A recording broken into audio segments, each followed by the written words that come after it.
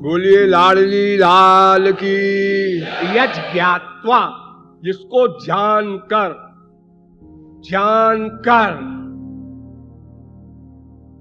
वो जानना नित्य होगा, प्रत्येक काल में, प्रत्येक स्थान में, प्रत्येक वस्तु में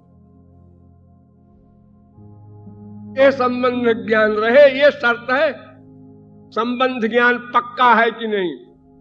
प्रत्येक स्थान पर जहां जाइए वो श्री कृष्ण हमारे संबंधी हैं, श्री कृष्ण हमारे संबंधी हैं। वृंदावन में जाने पर ये फीलिंग तो हुई श्री कृष्ण हमारे संबंधी हैं, बताया था महाराज जी ने। लेकिन जब हम और जगहों में जाते हैं, संसारी जगहों में, तो वहां भूल जाते हैं। नहीं, जो माम पश्यति सर्वत्र,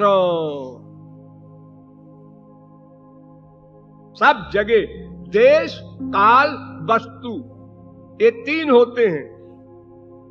देश काल वस्तु, इन तीनों में यह ज्ञान परिपक्व होना चाहिए कि वे हमारे ही हैं और सब जगह हैं।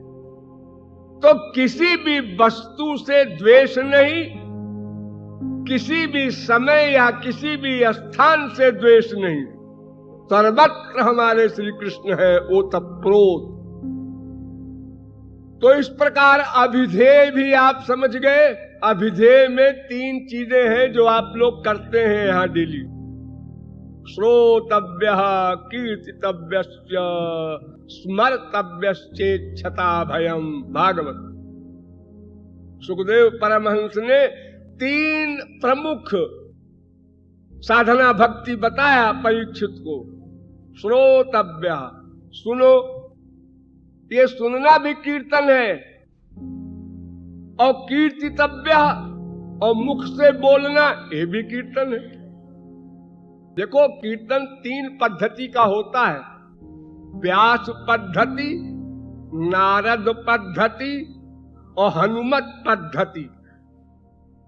व्यास पद्धति है कीर्तन, सुनाना भगवान की लीलाओं को, उनके विषय को सुनाना या सुनना, जो आप लोग इस समय कर रहे हैं, ये भी कीर्तन है। और नारद पद्धति है कि मुख से शब्द बोलना,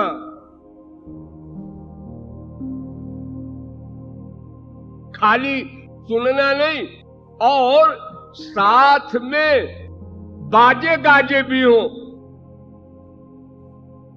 हारमोनियम, तबला, सितार, जो भी बाजा होता है, उन बाजों के साथ भगवान के नाम गुण लीलाज को गाना, ये नारद जी की पद्धति है।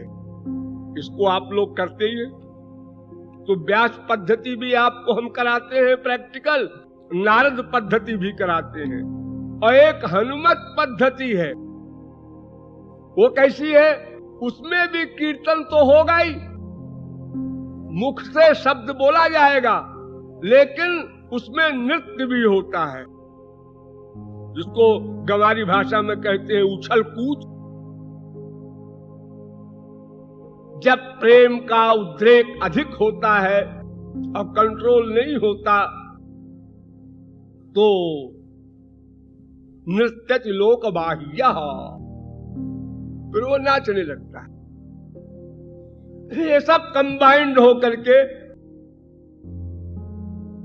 कीर्तन कहलाते हैं। लेकिन चाहे कथा सुनी जाए, चाहे बोली जाए, चाहे बाजे गाजे से, चाहे नृत्य करते हुए, सदा सर्वत्र सर्व वस्तु में हमको तीसरी साधना पर खास ध्यान देना है। स्मर्तव्यश्चेच्छता भयम, श्री कृष्ण का स्मरण।